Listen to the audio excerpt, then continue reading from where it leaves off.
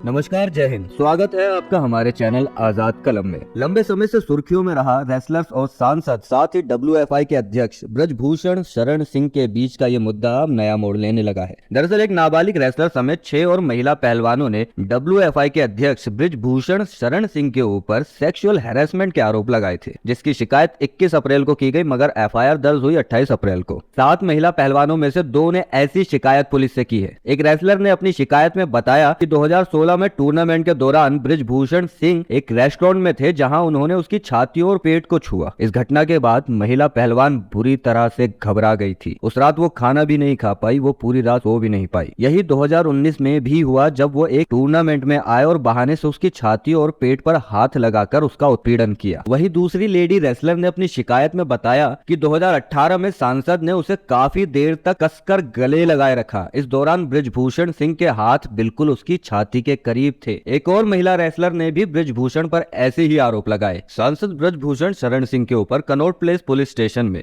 IPC section 354, 354A, 354D, 34 and section 10 POCSO act के अंतर्गत मामला दर्ज हुआ। रिपोर्ट में आगे बढ़ने से पहले हम जरा पोक्सो एक्ट के बारे में भी जान लेते हैं। पोक्सो एक्ट का फुल फॉर्म है protection of children against sexual offence. POCSO act को भारत सरकार के महिला और बाल विकास मंत्रालय द्वारा वर्ष 2012 में अधिनियम किया गया था। पोक्सो एक्ट अधिनियम बच्चों को बाल यौन अपराधों, यौन उत्पीड़न एवं पोर्नोग्राफी के प्रति संरक्षण देने के लिए बनाया गया है, जिससे बच्चों के प्रति होने वाले यौन अपराधों को रोका जा सके। 18 वर्ष से कम आयु वाले सभी बच्चे, फिर चाहे वो लड़की हो या लड़का, सभी यौन अपराधों को पोक्सो एक्ट के तहत संचालित किया जाएगा। इस एक्ट में अधिक गंभीर यौन हमलों के लिए कम से कम 20 और अधिकतम मृत्यु दंड की सजा का प्रावधान है। पोक्सो अधिनियम के अनुसार एक यौन हमले को और अधिक गंभीर माना जाएगा यदि प्रताड़ित बच्चा मानसिक रूप से बीमार है। अपराध निम्नलिखित व्यक्तियों में से किसी के द्वारा किया गया है, जैसे सशस्त्र बलों या सुरक्षा बलों का सदस्य, एक लोक सेवक, बच्चे के भरोसे या अधिकार की स्थिति में एक व्यक्ति जैसे परिवार का सदस्य, पुलिस अधिकारी, शिक्षक या डॉक्टर या अस्पताल का कोई व्यक्ति, प्रबंधन या कर्मचारी, चाहे वो सरकारी हो या निजी, तब इस एक्ट को और ज्यादा गंभीरता से लिया जाएगा। ब्रजभूषण शरण सिंह भी एक विशेष पद पर है, लेकिन यहाँ तो ब्रजभूषण जी ने पोक्सो एक्ट के खिलाफ ही आंदोलन छेड़ दिया। उनका कहना है कि लोग इस कानून का गलत फायदा उठा सकते हैं। आइए जरा ब्रजभूषण शरण सिंह की निजी जिंदगी के बारे में भी कुछ जान लेते हैं। ब्रजभूषण शरण सिंह भारतीय जनता पार्टी के सांसद और एक बाहुबली नेता। 1991 में पहली बार सांसद बने। उसके बाद 1999, 2004, 2009, 2014 और 2019 में भी लोकसभा के लिए चुने गए और आज भी वो कैसरगंज लोकसभा निर्वाचन क्षेत्र से सांसद है। भास्कर.com की एक रिपोर्ट के मुताबिक अतीत में इन पर हत्या, आगजनी करने के भी आरोप है। यहाँ तक कि एक बार झारखंड में अंडर 19 नेशनल चैंपियनशिप के दौरान इन्होंने एक खिलाड़ी को थप्पड़ भी मार दिया था, क्योंकि उसकी ब्रजभूषण शरण सिंह के साथ कुछ बहस हो गई थी। रेसलर्स उनके खिलाफ ये दूसरा धरना दे रहे हैं। पहली बार वो इंडियन ओलंपिक एसोसिएशन और केंद्रीय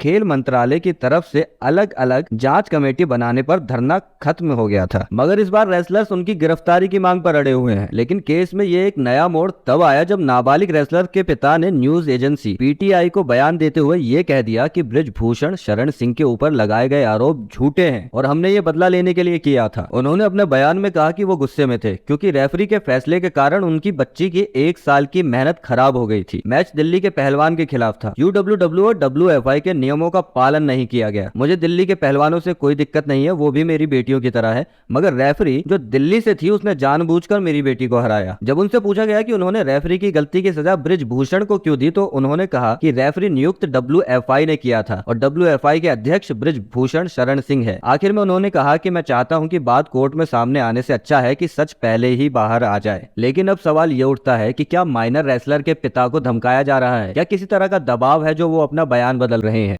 क्योंकि कुछ बातें हैं जो इस तरफ इशारा करती हैं।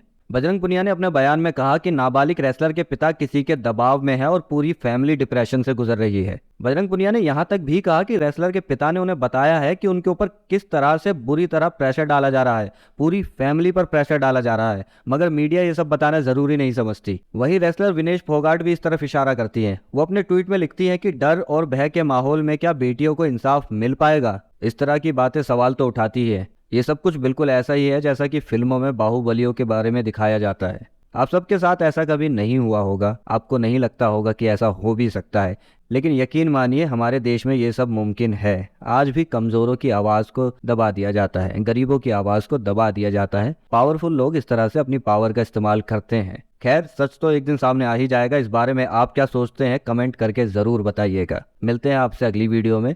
चैनल को सब्सक्राइब करना ना भूलिएगा। जय हिंद।